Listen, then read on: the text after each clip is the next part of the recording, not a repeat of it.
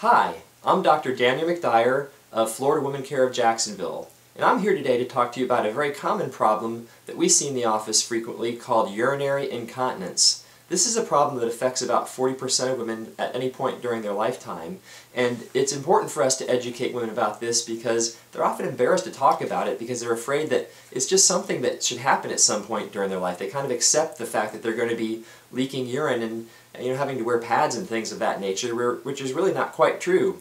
There are several categories of urinary incontinence that we see most commonly in the office. We break these problems down into what we call genuine stress urinary incontinence, detrusor instability or overactive bladder, and you've seen commercials for that on television, and then also intrinsic sphincteric deficiency. Those are the most common causes of urinary incontinence, and each of those causes has a unique set of treatments available for them to overcome the problem. In order to diagnose this problem, we often need to do some testing in the office called urodynamics. This testing allows us to isolate the actual cause of the urinary incontinence so that we can develop a treatment plan for the patient that's most specific to the problem from which they are suffering. One of the most common things we see in the urinary incontinence category is genuine stress incontinence. This is due to a loss of support in the vaginal area in a tissue plane between the bladder and the vagina. It often involves the bladder or the urethra dropping into the vagina a little bit, which could sometimes cause some pressure that patients may suffer from.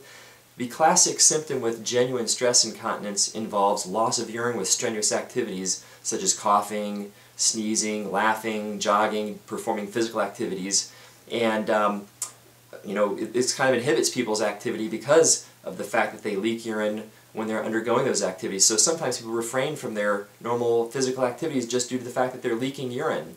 And many people are unaware that there are some very simple treatments for this. A common intervention is to perform a technique of exercises called Kegel's exercises. That involves strengthening some of the supportive muscles of the pelvic floor, and when these are done correctly, approximately 80% of women who suffer from genuine stress incontinence overcome the problem without any medical or surgical intervention. There's also a minimally invasive surgical procedure that can fix this problem in 90% of cases, and it works very, very effectively, and it really doesn't take women out of their routine activities for any prolonged period of time, and it provides excellent relief for 5 years or more. Another category of urinary incontinence is called detrusor instability. This involves overactivity of the bladder muscle called the detrusor muscle. This is the type of thing that you see in the commercials on TV for, gotta go, gotta go, gotta go, the theme song for a particular medication that's used to treat this. And what this typically consists of in terms of the symptoms is women develop a really strong urge to urinate, and they're unable to withhold the passage of the urine. When they have that strong urge, the urine just starts to flow, and typically this is accompanied by large volumes of urine loss, oftentimes requiring people to change their clothing, and it can be a very embarrassing problem. Another common symptom that comes with this is frequent urination throughout the day with very small volumes of urine coming out.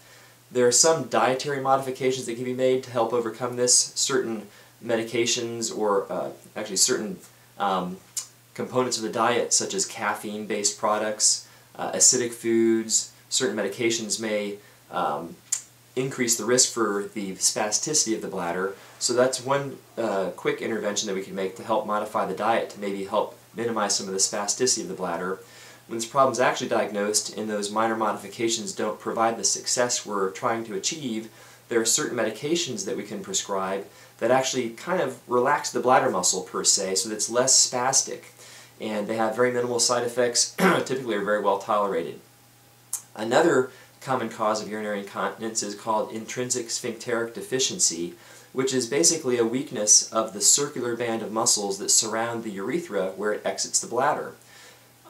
Classic symptoms with this particular issue are very similar to those of genuine stress incontinence. It can often be very difficult to discriminate between the two problems without doing some particular testing, which I alluded to earlier, called urodynamics.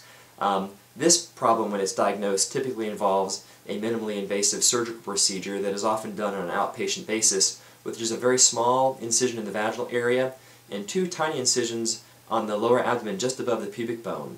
People recover from this very quickly, and at 5 years out from this procedure, 90% of women are fully continent of their urine. So if you're suffering from this problem, don't sit in embarrassment and be afraid to discuss this with your physician when he or she asks you about this.